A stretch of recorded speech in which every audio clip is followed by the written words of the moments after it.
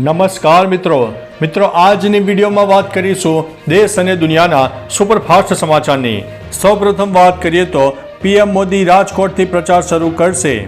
લોકસભા ચૂંટણી અગાઉ ગુજરાતમાં વડાપ્રધાન મોદીની પ્રચાર સભા યોજવાની તૈયારીઓ ભાજપ દ્વારા કરી લેવાઈ છે। પીએમ મોદીની જાહેર સભા સંભવિતપણે સૌરાષ્ટ્ર, કચ્છ અને દક્ષિણ ગુજરાતમાં યોજાશે। ઉલ્લેખનીય છે કે કેન્દ્રીય મંત્રી પરસોત્તમ રૂપાલાને ભાજપે રાજકોટ લોકસભા બેઠક માટે ટિકિટ આપી છે। વડાપ્રધાન નરેન્દ્રભાઈ મોદી પણ ધારાસભ્ય તરીકેની પોતાની પહેલી ચૂંટણી પણ રાજકોટ સીટ પરથી લડ્યા હતા અને મુખ્યમંત્રી બન્યા હતા। વિવાદોને પગલે આગામી 22 એપ્રિલના રોજ વડાપ્રધાન મોદીની જાહેર સભા રાજકોટ ખાતે યોજાઈ શકે તેવી અટકળો પણ ચાલી રહી છે। મિત્રો, અન્ય મહત્વના સમાચારની વાત કરીએ તો પીએમ મોદીએ કહ્યું છે, યાદ કરજો વોટ પહેલા। 1 નંબર, મા કાર્ડના 5 લાખ યાદ આવવા જોઈએ, ખેડૂતોને 6000 યાદ આવવા જોઈએ, વિધવા બહેનોને 1250 યાદ આવવા જોઈએ, વૃદ્ધોને 750 યાદ આવવા જોઈએ, રામ ભક્તોને રામ મંદિર યાદ આવવું જોઈએ, દેશભક્તોને કાશ્મીરમાં 370 હટાવી તે યાદ આવવું જોઈએ, હેશટેગ યાદ આવવી જોઈએ, સર્જિકલ સ્ટ્રાઇક યાદ આવવી જોઈએ, મુસ્લિમ બહેનોને 3 તલાક કાનૂન યાદ આવવું જોઈએ, રણ વિસ્તારના ખેડૂતોને નર્મદાનું કેનાલનું પાણી યાદ આવવું જોઈએ, બીમાર પડે એને 108 યાદ આવવું જોઈએ, બોરવાળા ખેડૂતોને કોંગ્રેસના રાજમાં 45 દિવસે ડીપી આવતી હતી તે અત્યારે 12 કલાકમાં આવી જાય છે તે યાદ આવવું જોઈએ, 24 કલાક વીજળી અને પાણી યાદ આવવું જોઈએ, યુક્રેન અને રશિયા યુદ્ધમાં ભારતના વિદ્યાર્થીઓને પાછા લાવવા માટે 8 કલાક યુદ્ધ રોકવાની તાકાત નરેન્દ્રભાઈ મોદીમાં છે તે યાદ આવવું જોઈએ, બધા દેશોને મુઠ્ઠીમાં રાખવાની તાકાત નરેન્દ્રભાઈ મોદીમાં છે તે યાદ આવવું જોઈએ, નોટબંધી કરીને કાળું નાણું ઝડપ્યું તે યાદ આવવું જોઈએ, જીએસટી લાવવાનો કડક ફેસલો એ યાદ આવવું જોઈએ અને નરેન્દ્ર મોદી સાહેબે ઘણું બધું કામ કર્યું છે, ઇન્ટરનેશનલ પોલિસીસ અને ઘણા બધા મુદ્દાઓ અને ઘણું બધું કામ કર્યું છે તેનું લિસ્ટ બનાવવા જઈએ તો 1000 પેજનું પુસ્તક ભરાઈ જાય। તો મિત્રો, મતદાન કરવા જાઓ ત્યારે યાદ રાખજો કે કયા વ્યક્તિએ આપણા દેશ માટે અને દેશ માટે સારામાં સારા કાર્યો કર્યા છે અને તે પછી મતદાન આપજો।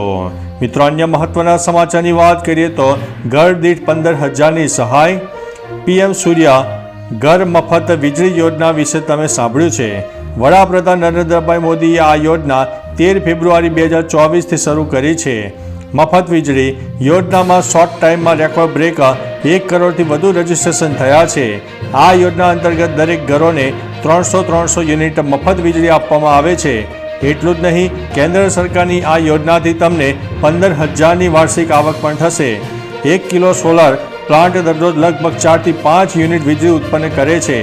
આવી સ્થિતિમાં જો તમે 3 કિલોવોટનો પ્લાન્ટ લગાવો છો તો દરરોજ લગભગ 15 યુનિટ વીજળી ઉત્પન્ન થશે, એટલે કે મહિને 450 યુનિટ તમે આ વીજળીનો ઉપયોગ કરી શકો છો। બાકીની વીજળી નેટ મીટરિંગ દ્વારા પાછી જશે અને તમને આ વીજળી માટે પૈસા મળશે। સરકારનું કહેવું છે કે આ વીજળીથી તમે 1 વર્ષમાં લગભગ 15000 રૂપિયાની કમાણી પણ કરી શકો છો। મિત્રો, અન્ય મહત્વના સમાચારની વાત કરીએ તો 2000નો 15મો હપ્તો જમા। ચૂંટણી પહેલાં સરકાર પીએમ કિસાનનો 17મો હપ્તો બેંક ખાતામાં ટ્રાન્સફર કરી શકે છે તેવા સમાચાર સામે આવી રહ્યા છે। મિત્રો, 2000નો હપ્તો 3 મહિનાના અંતરાલ સાથે ખેડૂતોના ખાતામાં ટ્રાન્સફર કરવામાં આવે છે, જેમાં મિત્રો ટૂંક સમયમાં પીએમ કિસાનનો 16મો હપ્તો પણ ટ્રાન્સફર કરવામાં આવ્યો હતો। તેવી જ રીતે જૂન અથવા તો જુલાઈમાં મહિનામાં 17મા હપ્તાની રકમ પણ તમારા બેંક ખાતામાં ટ્રાન્સફર કરવામાં આવી શકે છે। મિત્રો, અન્ય મહત્વના સમાચારની વાત કરીએ તો હવામાન વિભાગની વરસાદની આગાહી। હવામાન વિભાગની આગાહી અનુસાર આજે રાજ્યમાં હળવા વરસાદી ઝાપટા થઈ શકે છે। સૌરાષ્ટ્ર અને કચ્છમાં સાયક્લોનિક સર્ક્યુલેશન સક્રિય બન્યું છે, જેના પગલે આજે નવસારી, સુરત, ભરૂચ, વલસાડ, આણંદ, છોટાઉદેપુર, વડોદરા, દીવ, અમરેલી, ભાવનગર, ગીર સોમનાથમાં હળવા વરસાદી ઝાપટા પડી શકે છે। વરસાદની અસરને કારણે 2 દિવસ તાપમાનનો પારો 3 ડિગ્રી સુધી ઘટી શકે છે। અમદાવાદ અને ગાંધીનગરમાં 39 ડિગ્રી મહત્તમ તાપમાન રહી શકે છે। મિત્રો, અન્ય મહત્વના સમાચારની વાત કરીએ તો 800થી વધુ દવાઓ થઈ છે મોંઘી। દેશમાં 1લી તારીખથી 800થી વધુ દવાઓ મોંઘી થઈ ગઈ છે। ખરેખર સરકારે જથ્થાબંધ ભાવ સૂચકાંકમાં ઘણા ફેરફાર કર્યા છે। આ અંતર્ગત દવાઓની કિંમતમાં પણ લગભગ 12% વધારો થયો છે। તેમાં કેટલીક દવાઓનો પણ સમાવેશ થાય છે, જેનો ઉપયોગ સામાન્ય રોજિંદી સમસ્યાઓમાં થાય છે. અહેવાલો અનુસાર પેરાસિટામોલની કિંમતમાં 130% વધારો થયો છે. આ સિવાય પેનકિલર, એન્ટીબાયોટિક્સ અને એન્ટી ઇન્ફેક્શન દવાઓ પણ મોંઘી થઈ ગઈ છે. મિત્રો, અન્ય મહત્વના સમાચારની વાત કરીએ તો ટીટોડીના ઈંડાથી ચોમાસાની આગાહી. ટીટોડીના ઈંડા મૂકવા એ વરસાદનો સંકેત છે. લુણાવાડાના દલખયા ગામે ટીટોડીએ ઈંડા મૂકતા લોકવાયકા મુજબ અંદાજ લગાવ્યો છે કે આ વર્ષે વરસાદ સારો એવો થશે. 3 ઈંડા મૂકે તો અંદાજ લગાવવામાં આવે છે કે વરસાદ સારો થશે અને 3 મહિના થશે. 4 ઈંડા મૂકે તો 4 મહિના વરસાદ થશે. બિલ્ડિંગ કે ઊંચા સ્થાન પર ઈંડા મૂકે તો સારો વરસાદ અને વધારે થશે અને જલ્દી ચોમાસું બેસશે તેવો પણ અંદાજ લગાવવામાં આવ્યો છે. ઊંધા ઈંડા પરથી સારા ચોમાસાનો અંદાજ લગાવવામાં આવી રહ્યો છે. મિત્રો, અન્ય મહત્વના સમાચારની વાત કરીએ તો કેજરીવાલે જેલમાંથી આપી છે 6 મોટી ગેરંટી. ઇન્ડિયા ગઠબંધનની મહારેલીમાં કેજરીવાલની પત્ની સુનીતાએ કેજરીવાલની 6 ગેરંટી જાહેર કરી છે. જે કેજરીવાલે જેલમાં નક્કી કરી હતી તે આ મુજબ છે. સમગ્ર દેશમાં 24 કલાક વીજ પુરવઠો મળશે.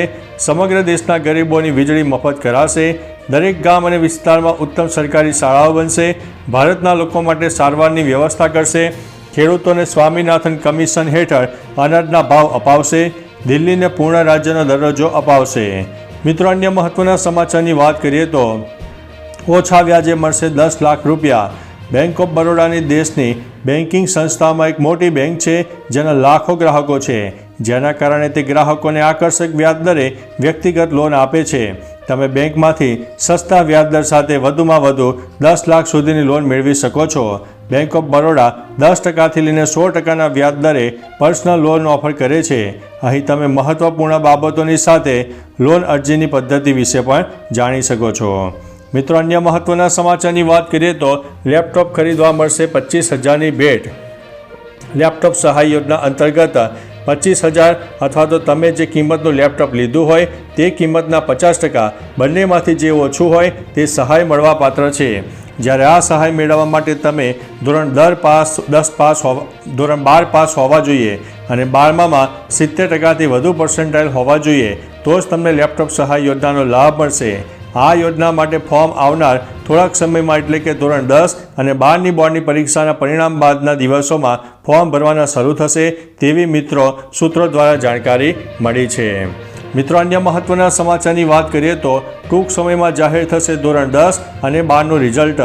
લોકસભા ચૂંટણીના કારણે ધોરણ 10 અને 12ની બોર્ડની પરીક્ષાનું પરિણામ એપ્રિલના અંત સુધીમાં જાહેર થઈ શકે છે. મળતી માહિતી મુજબ હાલ ધોરણ 10 અને 12ની બોર્ડની પરીક્ષાના પેપરની ચકાસણીનું કામ પૂર્ણ થઈ ગયું છે. પેપર ચકાસણીનું કામ પૂર્ણ થતાં પરિણામ તૈયાર કરવાની પ્રક્રિયાનો પ્રારંભ કરવામાં આવ્યો છે. તબક્કાવાર ધોરણ 10 અને 12નું પરિણામ જાહેર કરવામાં આવશે.